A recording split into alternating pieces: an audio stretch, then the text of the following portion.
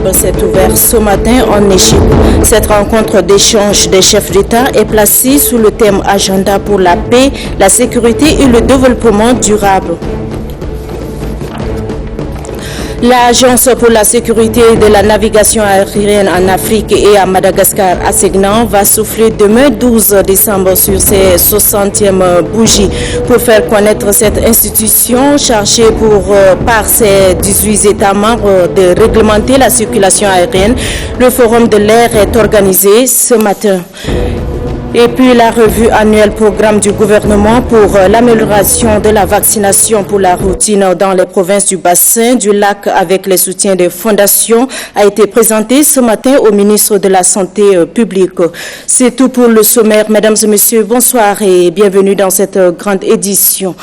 Je le disais, ouverture ce mercredi 11 décembre 2019 en Égypte du Forum d'Assouan sur la paix et le développement durable initié par le président égyptien, président de l'Union africaine. Cette rencontre d'échange sur le devenir de l'Afrique placée sous le thème Agenda pour la paix, la sécurité et développement durable. Les précisions de cette rencontre avec Dabay Oumar Souni. Le Forum d'Assouan sur la paix et le développement durable s'ouvre ce 11 décembre sous le thème Agenda pour la paix, la sécurité et le développement durable. Plusieurs chefs d'État et de gouvernement, dont le président tchadien Idriss Déby Itno, ont répondu présents à cette rencontre dans ce joyau du Nil, porte de l'Égypte vers l'Afrique. Initié par le chef d'État égyptien Abdel Fattah al-Sisi, président en exercice de l'Union africaine, et champion de reconstruction post-conflit, cette édition réunit les décideurs politiques, la société civile, les représentants des institutions financières et le secteur privé. Les discussions se déroulent sur la base d'un rapport soumis à l'assistance, un document sur les défis de sécurité et de développement, mais également les opportunités qui regorgent ce continent jeune en pleine croissance. Juste après la cérémonie d'ouverture et dans un panel riche en interventions, modéré par Mme Amina Mohamed, vice-secrétaire générale des Nations Unies, les leaders africains ont évoqué la situation sécuritaire du Sahel et dans le bassin du lac Tchad. Selon le président de la Commission de l'Union africaine, Moussa Faki Mahamat, les défis de l'Afrique sont le terrorisme, la criminalité transfrontalière et l'entrée en vigueur de la zone libre-échange continentale africaine. Le président de la commission de l'institution panafricaine appelle les Africains à la solidarité et à la mobilisation. Le ministre égyptien des Affaires étrangères et le président de la commission de l'Union africaine, Moussa Faki Mahamat, ont procédé à la signature d'un accord pour la mise en place au Caire d'un centre pour le développement de la reconstruction post-conflit. La déclaration dite d'Assouan est attendue à la fin du forum. Sachez également qu'en marge de sa visite de travail en Égypte dans le cadre pour le forum d'Assouan sur la paix et le développement durable, le chef de l'État Idriss Déby Itno reçoit ses homologues pour renforcer les relations bilatérales. Retrouvons une fois de plus Dabay Oumar Souni. En marge des travaux du forum d'Assouan, le président tchadien multiplie les rencontres bilatérales. Le chef de l'État Idriss Déby Itno est reçu en premier lieu par son homologue égyptien Abdel Fattah al-Sisi. Les deux personnalités ont apprécié l'excellente relation de coopération entre les deux pays. Plusieurs autres importantes questions ont été évoquées. Ils ont manifesté au cours de cette entrevue leur volonté de renforcer ce partenariat. L'Égypte a fait bénéficier au Tchad son expertise dans plusieurs domaines, notamment le renforcement de capacités, le commerce, les infrastructures et le transport. Ils ont mis un accent particulier sur la nécessité de la mise en œuvre des accords existants entre le Tchad et l'Égypte. La rencontre que nous avons eue avec le président Sisi tout à l'heure, nous avons eu des échanges dans le cadre bilatéral, renforcer la coopération entre les deux pays, échauffer le commerce entre les deux pays aussi. Et puis la possibilité bien sûr aussi de voir une liaison routière directe entre l'Égypte et le Tchad. La possibilité d'avoir accès à l'énergie qui se développe ici, l'énergie dans l'Égypte, l'énergie surtout renouvelable. Voir les perspectives nouvelles dans le cadre des ELEC, comment nous pouvons donc participer à la mise en œuvre des ELEC dans les années à venir. Après le président égyptien, le chef de l'État Idriss Déby Itno a eu un tête-à-tête avec son homologue sénégalais Macky Sall. Les deux chefs d'État ont fait le tour de quelques dossiers d'actualité, notamment la question sécuritaire dans la bande sahélienne. Nous avons évoqué plusieurs sujets, mais c'est un sujet très important qui concerne l'avenir et le développement du continent. Et surtout, ce qui m'a beaucoup intéressé, je pense que la proposition qu'il avait faite lors de son intervention au forum concernant la dette, la limite basse et la limite haute, et aussi voir comment on peut, au niveau africain, réfléchir de manière à ce que l'aide publique au développement, qu'on en parle beaucoup, de nos partenaires en parlent de tout ça, cette aide publique devienne un peu comme une sorte de garantie qui permet aux pays africains d'avoir accès à des ressources nouvelles pour atteindre nos objectifs de 2063. Les deux audiences se sont déroulées en présence du ministre tchadien des Affaires étrangères, Chérif Mamadzine, et celui de l'économie et de la planification du développement, Issa Doubragne, et du directeur de cabinet civil adjoint du président de la République, Abdelkarim Idriss Déby Itno. Sachez également que lors du forum du dialogue qui a eu lieu du 7 au 8 décembre dernier à Rome en Italie, le président de la République Idriss Déby Itno a réaffirmé sa position sur la lutte contre le terrorisme en Afrique et la résolution de la crise libyenne. Retrouvons Damguelid Jouel. La destruction de la Libye a des conséquences désastreuses, non seulement sur la Libye, mais sur tous les pays voisins, en particulier les pays au sud du Sahara. Et nous avions en son temps mis en garde ceux qui n'ont pas compris que c'est les conséquences dramatiques que nous prévoyons là, que nous voyons venir, sont arrivées aujourd'hui. Panafricaniste engagé, le président de la République Idriss Déby Itno est toujours constant dans sa vision réaliste de lutter contre le terrorisme en Afrique et surtout celle de la résolution de la crise libyenne qui n'a que trop duré. Toutes les fois où l'occasion se présente, comme ce fut le cas aux Assises de Rome, le chef de l'État tchadien a laissé de côté la langue de bois qui caractérise les relations internationales pour être direct dans ses propos. Des propos qui doivent être considérés comme des stratégies efficaces pour la restauration de la sécurité et la paix dans le Sahel en proie aux forces du mal. Le terrorisme étant de nos jours un enjeu international, aucun État n'est assez fort pour prétendre le résoudre à lui seul. Raison pour laquelle le président Idriss Déby Itno appelle la communauté internationale à une solidarité franche avec les États du Sahel qui subissent les affres du terrorisme. Pour lui, cette solidarité ne doit pas seulement être perçue à travers des annonces et des intentions d'annonce. Elle doit être palpable à travers les mobilisations financières qui faciliteront l'implémentation des stratégies de lutte élaborées par le G5 Sahel. Sachant que la clé de voûte de la stabilité du Sahel est tributaire de la paix retrouvée en Libye, Idriss Déby Itno ne cesse de rappeler la coalition internationale à l'origine du chaos libyen à assumer sa responsabilité. Cette responsabilité vis-à-vis de la Libye, que le chef de l'État tchadien appelle de tous ses voeux, doit être guidée par l'humanisme et non des actions inavouées avec en toile de fond des agendas cachés. Ceci quand on sait que le sous-sol libyen est riche et aiguise l'appétit des puissances. En insistant au forum du dialogue méditerranéen en Italie sur la nécessité de laisser les Libyens eux-mêmes tracer le chemin de leur réconciliation, Idriss Déby Itno prône la primauté du dialogue comme gage du développement durable. La communauté internationale se doit de créer des conditions optimales de dialogue aux Libyens pour qu'ils repositionnent leur État comme acteurs dont la voix compte sur l'échiquier international.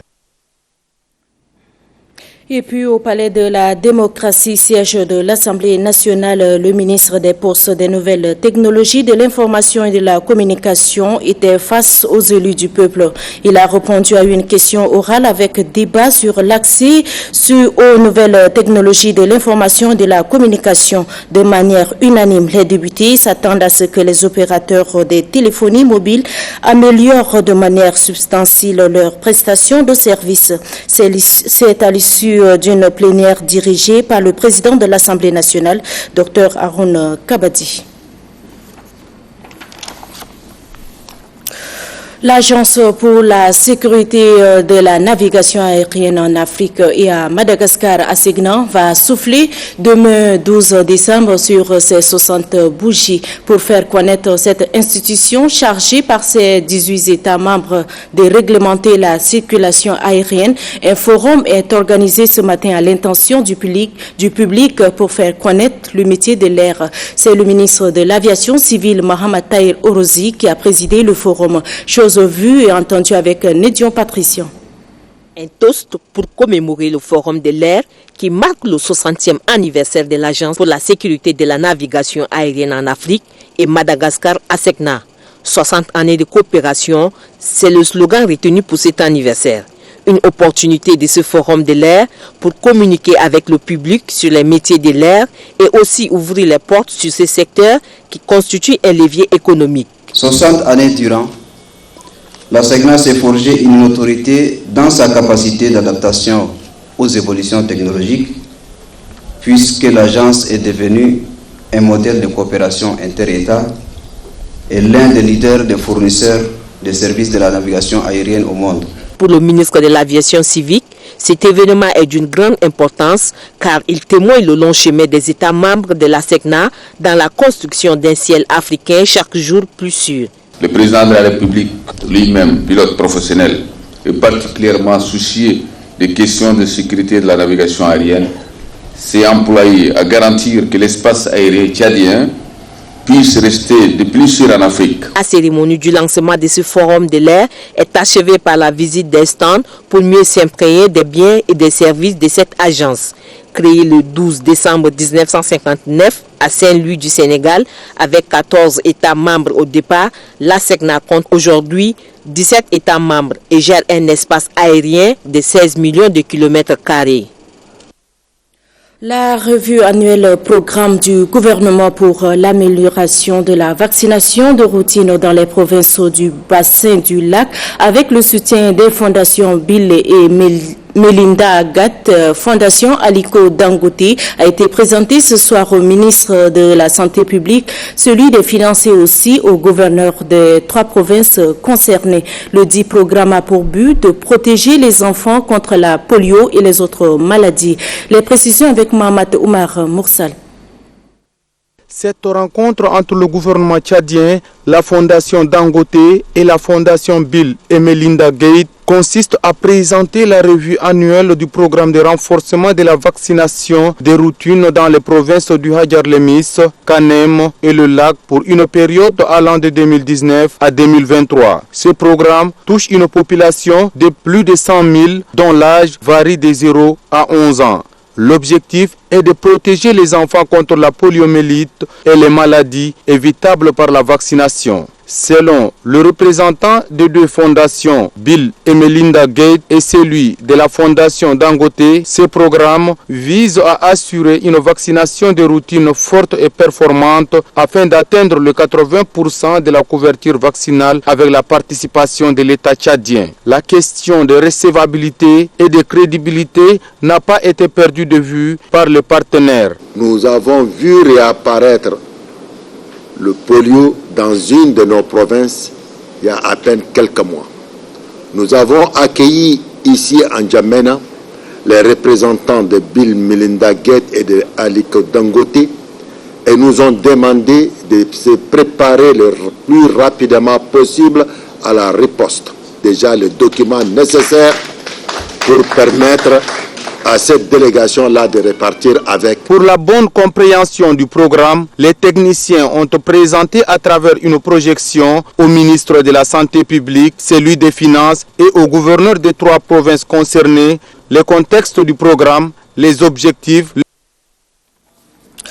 L'ambassade de Turquie au Tchad à travers la fondation Marif et les organisations de lutte contre la drépanocytose ont organisé ce matin au quartier Clémat une campagne de sensibilisation de lutte contre la maladie en milieu scolaire. C'était en présence du ministre de l'Éducation nationale et de la promotion civique Aboubakar Assidi Tchoromon et l'ambassadeur de Turquie au Tchad. Les précisions avec Youssouf Abdraman Aligat. La lutte contre la drépanocytose et la prise en charge de cette maladie en milieu scolaire intéresse la Fondation Marif de Turquie et les organisations de lutte contre la dite maladie, vu la proportion inquiétante que prend cette maladie génétique héréditaire transmise par les deux parents à leurs enfants. La responsable du ministère d'aide regroupant plusieurs organisations de lutte contre la drépanocytose, Badek Virginie, appelle à une prise de conscience collective pour une lutte efficace contre ces mâles et l'accompagnement des malades.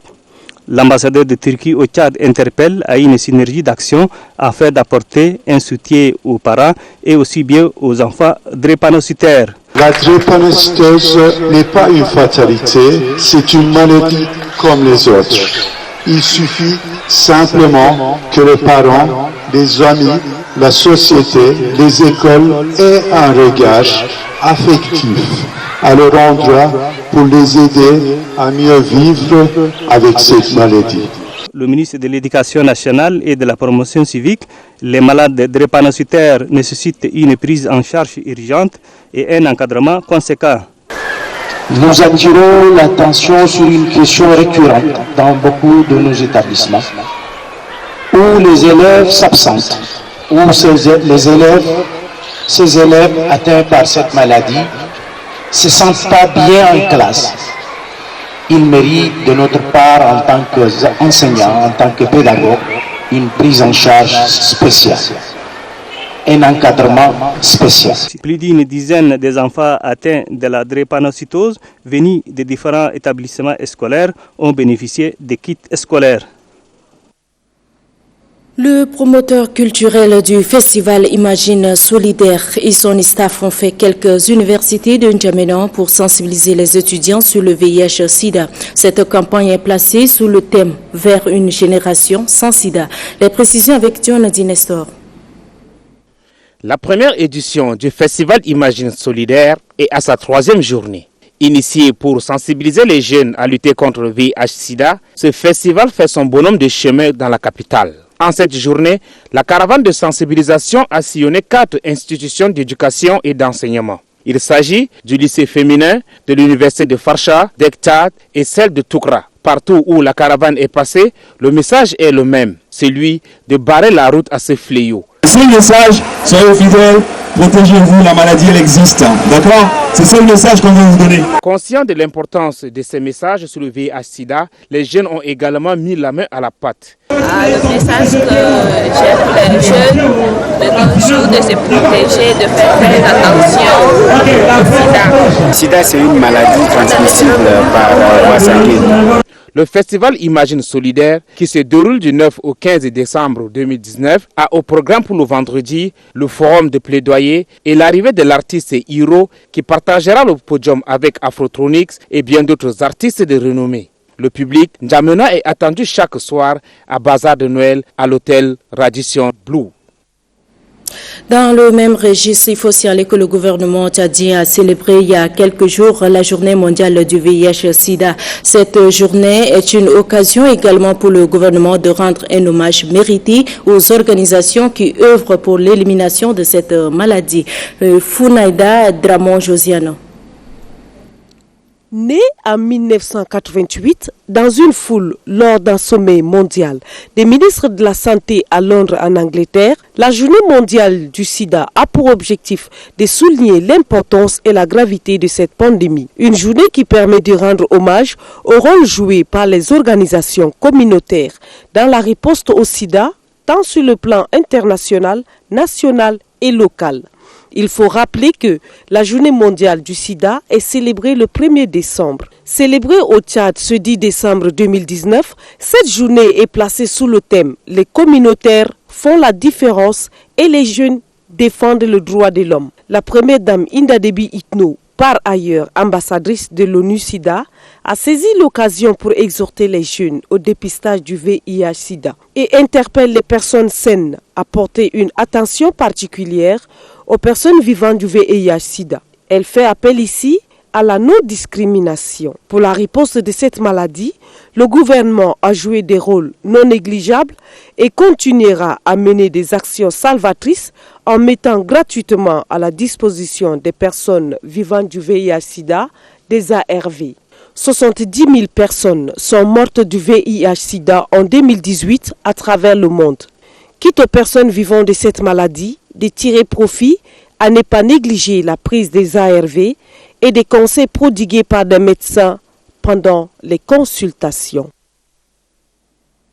Le PNUD, entendait programme des Nations Unies pour le développement en partenariat avec le ministère de l'économie et de la planification, a lancé ce matin au palais du 15 janvier les activités du laboratoire d'accélération du développement. Cette nouvelle initiative vise à renforcer les capacités des équipes du PNUD afin de contribuer à l'accélération des objectifs de développement durable à l'horizon 2030. Guillaume Benguiri. Le programme des Nations Unies pour le développement PNUD, dans son rôle intégrateur des solutions durables aux problématiques de développement, inscrit de plus en plus la culture de l'innovation dans son plan d'action.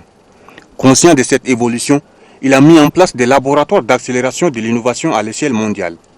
Cette initiative envisage de créer un réseau d'apprentissage pour tester les nouvelles méthodes de travail permettant de relever les défis liés à l'émergence. Le Tchad, à l'instar d'autres pays, est confronté à des défis majeurs en matière de développement socio-économique.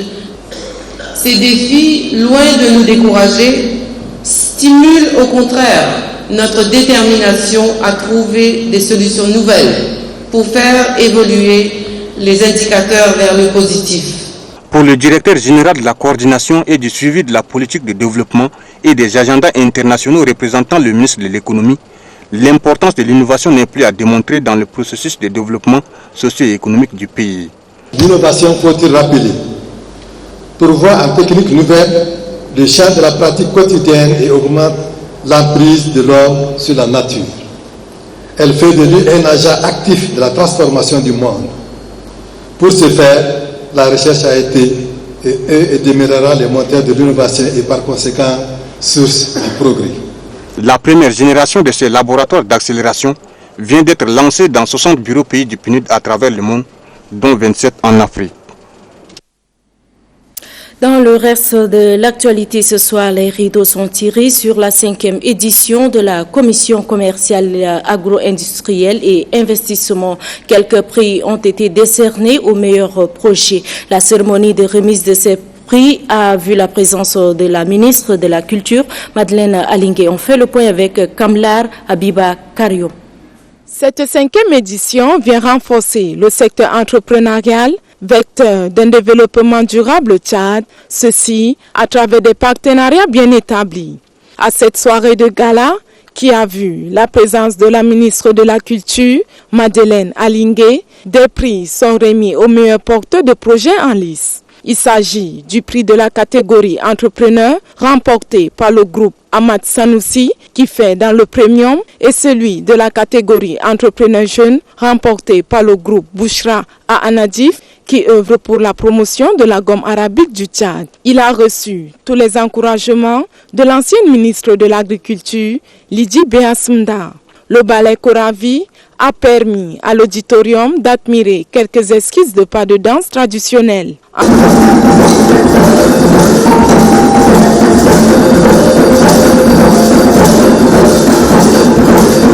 La directrice générale du cabinet Afrique, Solange Domaé, se dit satisfaite des résultats escomptés lors de cette 5e édition et encourage les bénéficiaires à faire pérenniser davantage le secteur entrepreneurial au Tchad. Cette mission commerciale, agro-industrielle et investissement de la Belgique, des Pays-Bas et du Luxembourg, dite Mission Benelux, a permis aux porteurs de projets tchadiens de bénéficier des soutiens de financement et d'implanter leur propre entreprise.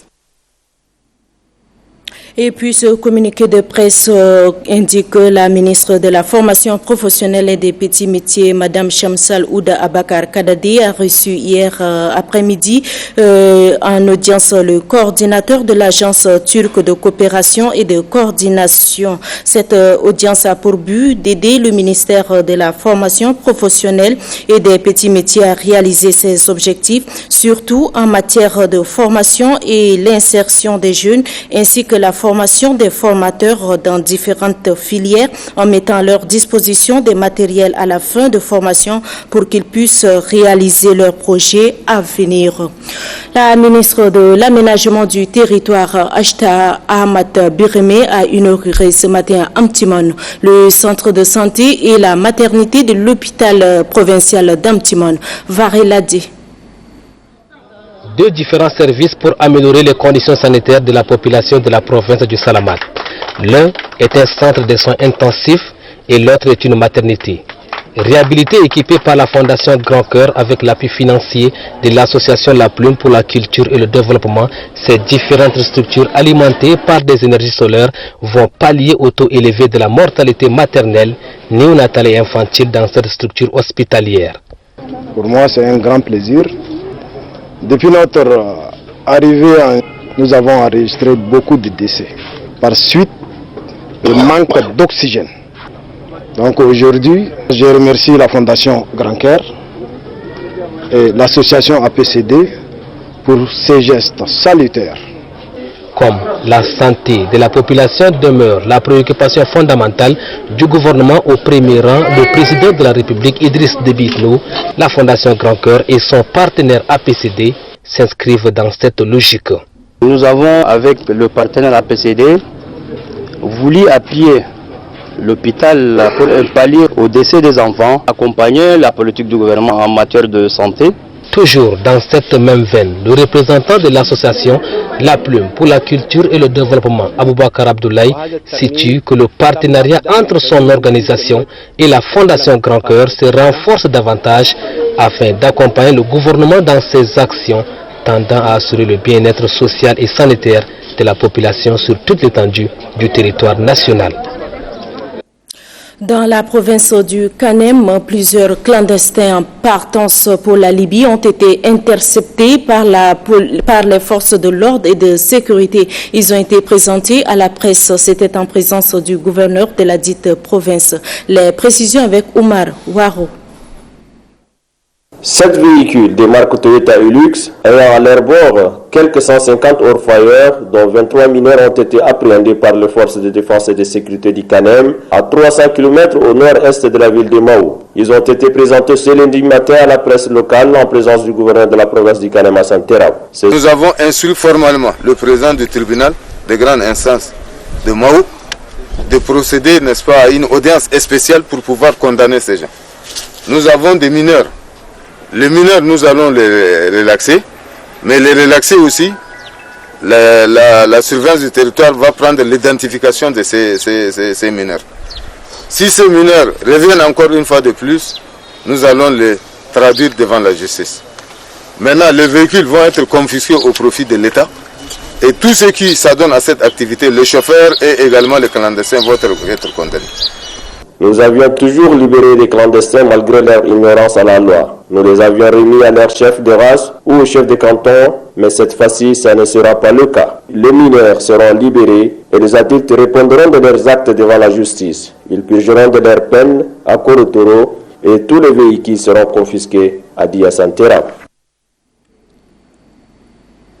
La Commission électorale nationale indépendante CENI a organisé de concert avec le PNUD un café débat. Cette rencontre a été organisée dans le cadre du projet d'appui au processus électoral au Tchad. Les précisions avec Thomas Ousmane Djali. Nous sommes dans la galaxie féminine, les Tchadiennes et l'engagement politique est un film de 43 minutes qui met en valeur un certain nombre de femmes au travers de leurs portraits et accompagné des narratifs racontant leur parcours personnel et professionnel. À l'évidence, c'est des parcours dignes d'exemplarité qui sont mis en relief. Nombreuses sont celles qui sont placées sous les projecteurs de Haché Ahmad Mustafa, chef d'œuvre de ces films. Ces femmes montrent une image nouvelle de la Tchadienne qui a pris l'option résolue de se battre pour assurer son propre l'épanouissement et participer au développement du pays. La tenue de ce présent café débat, placé sous le thème Place et rôle de la femme tchadienne dans le processus électoral, permet d'outiller intellectuellement ces femmes afin qu'elles s'impliquent davantage dans la politique, surtout le processus électoral. Autour d'un panel composé de la représentante résidente du PNUD Carole Flore, de l'enseignante chercheuse et commissaire à la CDNH Dr Labantim Hélène et Madame Amina Torna Ehemi, modératrice, les participantes se sont convenues de mettre fin aux mots qui minent la présence de la femme tchadienne sur la scène politique. Selon elles, même si les femmes ne peuvent pas être candidates, elles peuvent se mobiliser pour voter aux prochaines élections. Cette nouvelle philosophie qui anime les femmes tchadiennes est à saluer au moment où le pays s'engage sur la voie de l'émergence. Pour elle, l'énergie des femmes sera à coup sûr la sève qui va alimenter cette émergence à laquelle tous nous aspirons. Ensuite, citoyenneté et protection des droits humains, c'est le thème d'un débat organisé ce matin à la Maison de la Femme par les projets Paix, Éducation et Droits de l'Homme, le consortium ISO, Université populaire et le Centre Almona. Des explications avec Ousmane Idriss Dakoum. Promouvoir la tolérance et la cohabitation pacifique, c'est l'objectif du festival sur l'engagement citoyen. Durant 3 jours, différentes activités seront organisées, des causeries débats et une caravane dans les 10 communes d'arrondissement afin de sensibiliser la population sur la paix et le vivre ensemble. Pour le représentant de l'ONG ESSOR, son organisation œuvre toujours en faveur d'une société pacifique et tolérante. Pour les chefs de l'équipe gouvernance de l'Union européenne au Tchad, ce festival répond aux missions assignées à son organisation. Et ce festival s'inscrit pleinement dans les objectifs de la coopération de l'Union européenne au Tchad, d'abord par le soutien à des projets qui visent l'instauration d'une gouvernance démocratique à tous les niveaux, au maintien de l'état de droit et à la promotion d'une culture de paix. Le directeur des droits de l'homme réitère l'engagement du gouvernement. Le ministère a tenu à s'engager auprès de ces acteurs car leurs activités viennent renforcer sa mission en amenant la promotion des droits humains au cœur des quartiers au plus près de la population. Par cette action, les organisations de la société civile participent à la culture de la paix, véritable gage de développement durable.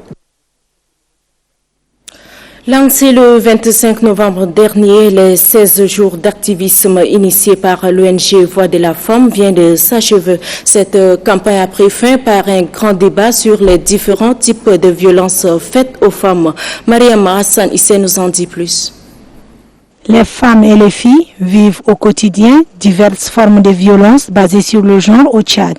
C'est pour plancher sur cette épineuse question que l'ONG La Voix de la Femme a organisé ce grand débat qui entre dans le cadre des 16 jours d'activisme et de plaidoirie pour la cause de la femme et de la fille. Il s'agit surtout, à travers cette rencontre d'échange, de situer les femmes et les filles sur leurs droits qui sont garantis par des textes juridiques et sur les possibilités qui leur sont offertes de dénoncer ces pratiques et de recourir à la justice. Sachant qu'en dépit d'autres formes de violence, les viols, l'île de crime est ancré dans un ensemble complexe de croyances qui, malheureusement, favorisent les violences sexuelles. Et il est alarmant quand il s'agit d'évoquer. Pour l'expert en genre des FENIAP, Enoch Nodigoto, la femme tchadienne vit sous le poids de la tradition. C'est pour cette raison qu'elle subit des violences de toutes sortes et qui restent impunies. Vivant dans le mutisme total, elle ne dénonce pas les exactions qu'elles endurent. Par ailleurs, il rappelle que chaque femme ou fille violentée peut faire appel à des structures compétentes pour l'accompagner dans toutes les démarches nécessaires. Tout en se félicitant du bon déroulement des activités, la présidente de l'ONG Voix de la Femme, Amina Tidjani a donné rendez-vous aux participants pour la 3e édition en 2020. Le partage des expériences et des plaidoyers pour l'intégration du changement climatique dans les programmes scolaires au Tchad a fait l'objet d'un atelier qui réunit les cadres du ministère de l'Environnement, ceux de l'Éducation. Intégrer la problématique du changement climatique dans les programmes scolaires afin de lutter contre le phénomène est l'objectif de cette rencontre. Les précisions avec Nokour Barkaï. Les changements climatiques prennent de plus en plus de l'ampleur. Une ampleur qui constitue de nos jours une véritable préoccupation pour l'humanité. C'est dans cette optique que le Tchad veut, à travers le projet UICM, intégrer le changement climatique dans les programmes scolaires, du primaire au secondaire, en vue de lutter efficacement contre ces phénomènes. À cette rencontre, les experts entendent vulgariser les concepts de base et les enjeux du dit phénomène auprès des enfants, des jeunes, de la population et des décideurs politiques. L'initiative est de taille. Pour relever le défi, chacun doit jouer certainement sa partition. Afin de relever de nombreux défis liés au changement climatique, le Tchad, sous l'impulsion de son Excellence, M. Idriss Déby Itno, président de la République, chef de l'État, fait de l'éducation environnementale son principal cheval de bataille.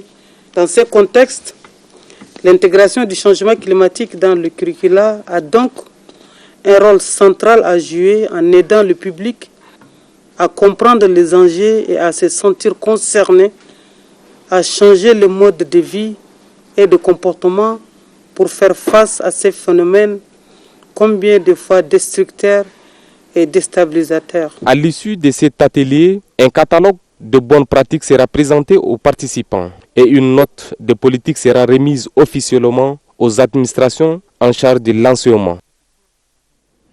La Cœur a fait ce matin à Mossoro un don de kits scolaires aux élèves de la dite province. Le don vient appuyer la politique du gouvernement. Ahmad Daladou. Soutenez leur premier pas à l'école.